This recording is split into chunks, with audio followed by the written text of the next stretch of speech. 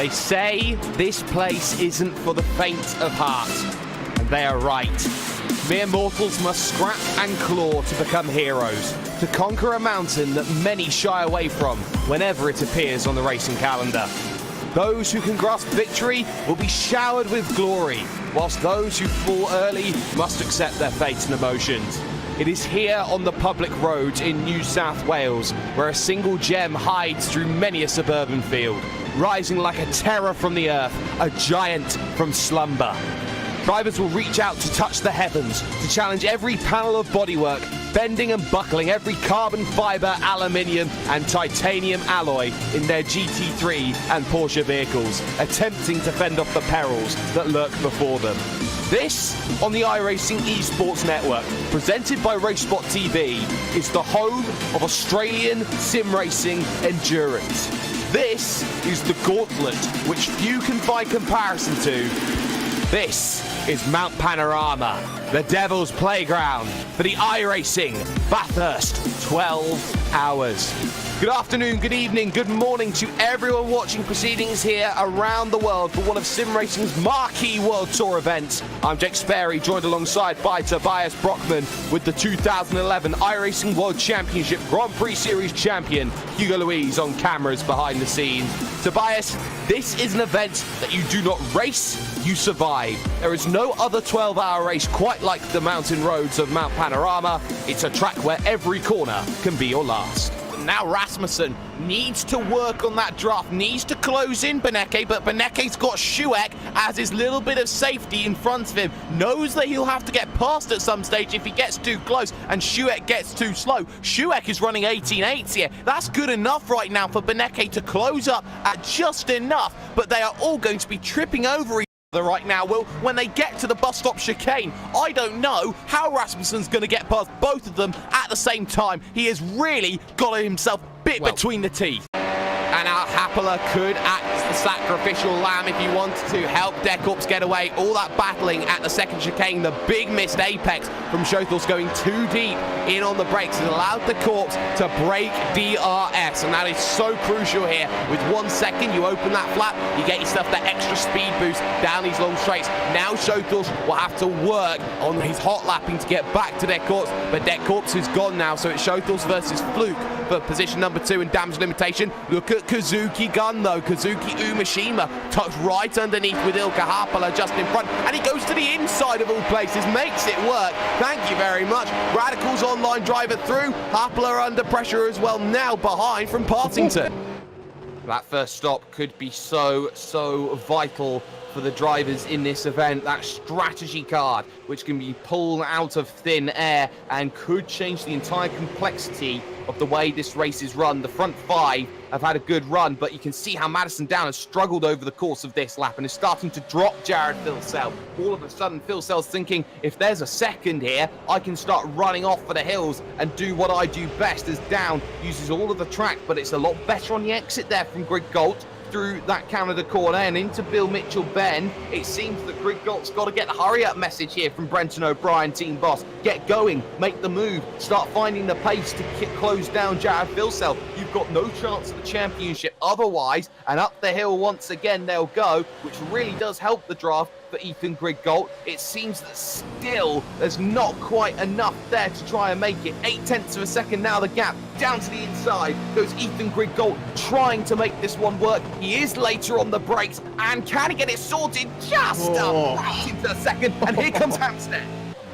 That is what you get. You gotta get moved if you're gonna run that. So caution's out. One car's around. It's Bram Reniers. He's crashed, and everybody swirls around the number 8 machine in the wall. And that was all with the traffic as well. That was Simo Leppänen once again coming through. Clayton's tried to go to the inside. They ran out of road. And out of all of this, Baxter's stolen the lead. We have a caution inside the final 12. Unbelievable change with just so little time remaining. Do you think the last corner, he tried everything, and yeah, he has to do it, this thing in the last corner. Well, he has to do everything into the last corner. It's a case of do or don't. You know, if you don't make that move into the last corner, if you leave yourself in a situation which says, okay, I left something on the table, I could have gone for that move, but I didn't, and I'm out. You know, if you put yourself in a situation, you have a chance to go and win a race, 9 drivers out of 10 would take that opportunity any day of the week. All I can say is Rasmussen tried to do everything in his power. Not only did he try and win that race or get into 5th, he had to do so the most of the race with damage that he collected in the early stages. I think Rasmussen always had the odds against him in this race. And, you know, if I'm going to be perfectly honest as well, I think that the philosophy at G2, which is to put their drivers in as many different simulators as possible, I think we've shown how it's backfired here today. Yeah, okay. And the last time they crossed, there was a tag from Vendaval. They were stuck, and we've seen how they want to make the move radicals into the bus stop and then run for the hills. If they can't do that, they'll go and set the run up here for the white flag lap gap, just 0.2 of a second, if not a little bit less, and you can close anywhere upwards of half a second on this banking. If you're within that sort of area, then this is going to be a drag race, but he's got to go high side to do it. You can see the weave. They want to give each other racing room a little bit less. Janssen comes down on the driver then of Robin Esterson, and traffic in front heading to 1 when they cross the line with the white flag going. Guess what? 3,000s go Vendaval's way, and Vendaval have the advantage now. And look at this, switch back, contact, round goes the driver of Robin Esterson, and Carly Janssen could have just stolen the race. Controversial. But once it hits that wall of air, it slows the car down so much. It does, and up they go. Contact, round goes Plato, round goes Mickey, and both of them lose their shot at Indy because now they go so quickly from winner to loser, and it's advantage to Teemu Toika. Caution with 11 laps to go. And now you start feeling, if you're Greg Seats, that this one is falling away from you a little bit. Koba's going to be advancing. You've got to do everything in your power to get out of the draft. And Ade Koba does not want the draft yet. He wants it now. He wants to pick the perfect run through Blanchimont. He does not want to make it at Blanchimont. He waits still at about 1.5 tenths away, looking for the run. Make sure it's perfect here through Blanchimont. And it is. And we expected it. You're not getting the inside, Ade. You've got to go the long way around of Greg Seats in TT Racing colours. And he goes for that long way round. Now he's got the inside for the next left-hander. If Seats holds on, he's got the inside at last source, and he pushes wide off the exit. Ade Koba wants a chance, but at the moment it's not forthcoming. Lockwood currently in 3rd position, but look at this. He forces a lane to the inside, moves back out to the outside on the brakes. Final corner coming. Ade Koba looks for the up and under. It's a drag race over to the line. Koba starting to gain traction, momentum. It's mightily close as they run to the line, and across the line, Ade Koba steals it by 23 thousandths of a second. What a run from Ade Koba. He timed that run inch to perfection, David.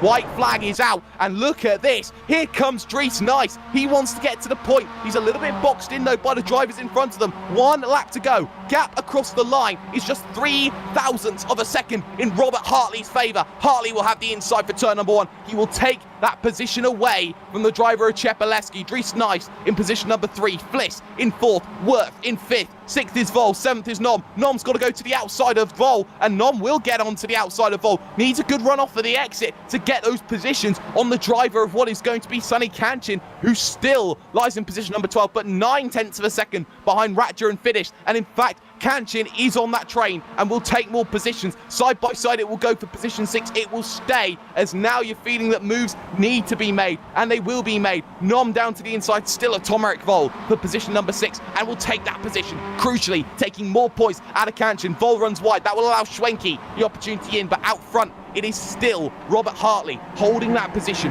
holding himself to that one moment that he hopes that he can hold between now and the end of this event. Chepelewski, Nice, Fliss. I think that Dries Nice, it's been a great run to the podium from 21st, but he wanted that victory. He had a chance in this final lap. It's not over and done with. Lukey Heights, the left-hander. It's all about the run through MG that they've got to get careful. This one down the hill to turn number 10. Set that run up. Hartley, Chepelewski, Fliss maybe, Nice maybe. There is a chance, there is a way, there is a how, but how will it be done? Turn 11, just 1 corner to go. We could see a drag race. I think we will see a drag race to the line. Chepelewski set the perfect run up. He's a little bit far back. He needs the good chance. Hartley will go very defensive here on the drive to the line. It's going to be about Czepeleski. He will close. He will move to the left-hand side and hope. It's close. It's super close. It's a tie almost as they head to the line. And the difference is 0.02 of a second in favour of Robert Hartley. We said it would be close, but 0.02 close, that's one of the closest we've ever seen